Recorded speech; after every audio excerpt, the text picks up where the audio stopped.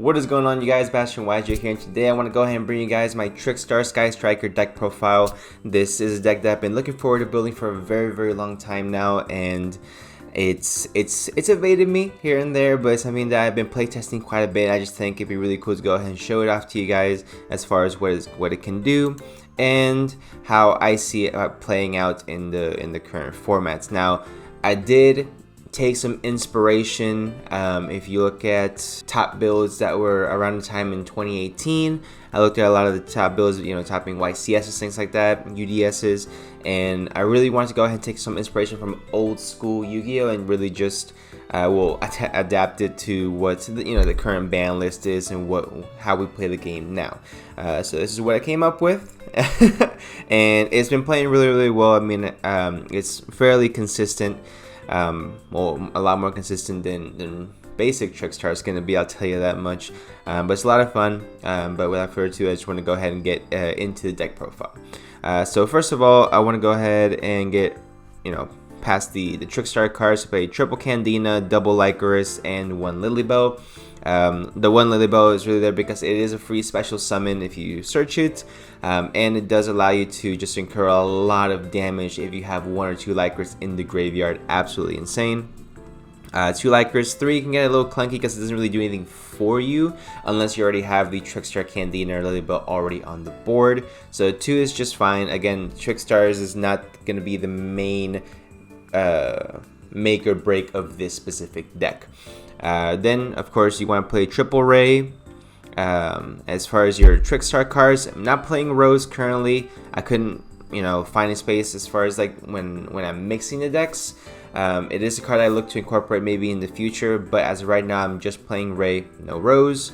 As far as hand traps, I am playing double Ash and double Ghostbell. I think those are the most, some of the strongest hand traps are in our current format right now. I was playing Droll and Lockbird as well, but I really opted out of playing that and started playing Triple Tactics Talents. I think that would be the correct way to go ahead and play this deck, just because it is a spell card, so you get another spell in the grave, which is amazing. Plus, Triple Tactics Talent is, first of all, and second of all, I should say, it got a reprint in the Megaton, so it's far less expensive now. And not only that, is still one of the strongest cards currently. Like it's 3 banned cards still in one. Don't overlook these facts, After that, play 1 Reinforcement of the Army, of course, search your Ray. 2 Pot of Desires, 1 Mind Control to take whatever BS your opponent has on the board. 1 Engage, and it as much as I would like to see this card at more than 1, I definitely understand why. It's a million times better than Pot of Greed. Don't understand why Pot of Greed is banned. This is at 1. When this lets you search and then draw 1, and Pot of Greed, you can draw just 2 cards. My personal opinion. Upstart Goblin, again at 1. Terraforming at 1. 1 Afterburners, don't really need this too much. It does target and destroy, so it's 2 things that are not the best to have in a disruption type card or destruction card. Called by the Grave, definitely I think is mandatory. Again, spell, and it prevents you from being, obliterated by hand traps, which is nice. Let's see, 2 Eagle Booster, 2 Shark Cannon, 1 Hornet Drones, 1 Scapegoat, the spicy Scapegoat, 3 Widow Anchor, 1 Multi-Roll, 1 Light Stage, 2 Area 0, and 3 Reincarnation. Now, the Scapegoat, it used to be a staple in my original Trickstar builds. I would play, before it was limited, max out at 3 Scapegoat. I'd play 3 Mrs. Radiant in my extra deck, 3 Link Spiders, so just go, and it creates a lot of damage when I actually think about it all being on the board. I mean, essentially, if your opponent were to have an open field and you have Scapegoat activated, so you have your 4 tokens, that immediately goes into 1 Mrs. Radiant plus 2 Link Spiders, and what that gives you essentially is you have 1900 plus 1500, so that's 4900 damage you already have on board just from flipping a spell face up during your opponent's turn.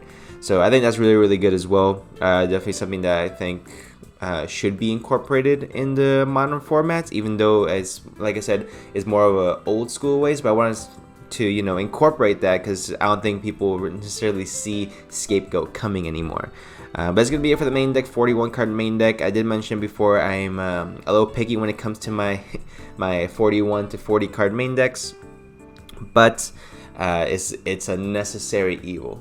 We'll leave it at that. For the extra deck, I'm gonna play one Topologic Bomber Dragon, one Borosaur Dragon, one Topologic Triss Bane, the Nightmare package in Phoenix and Unicorn. I'm gonna play one Zeke in case it does come up, two Mrs. Radiant, one Hayate, two Kagari, two Shizuku, one Link Spider, and then one Link Karibo as well. Knowing that the Sky Striker extra monsters are just so good, and I would love to max out on them, but essentially I'm not really seeing what I can take out. Maybe because I'm not playing Rose, I can take out a Zeke and put back a Kagari or a Hayate or Shizuku. I'm just listing extra deck monsters at this point, but essentially that's the only card I would consider taking out. But other than that, I think that all of the Topologic and, you know, the Borosaur Dragon, all these, the Nightmares, they all play a pivotal role and can come up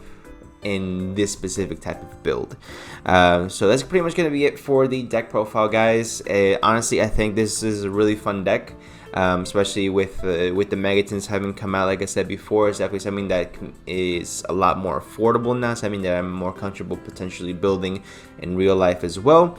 If you do not know, I prefer to be more of a budget player, and I try to find deals where I can. So with the price drop, Triple Tactics Talent, with Triple Tactics Talents, I think it's something that us budget players might be able to venture out and acquire these cards just because they are just that darn good. But yeah, so that's gonna be it for the deck profile, guys. Let me know what you guys think in the comment section down below. I know it's a bit of a clusterfuck, but I think it's a lot of fun, and I want to start doing, I guess, more fun decks like this as well. Maybe we can do like a Fun Fridays where I just put like some cluster fudge of something that I just think would be really cool. But yeah, go ahead and leave a like if you did enjoy, subscribe for more videos, and I will see you guys in the next one.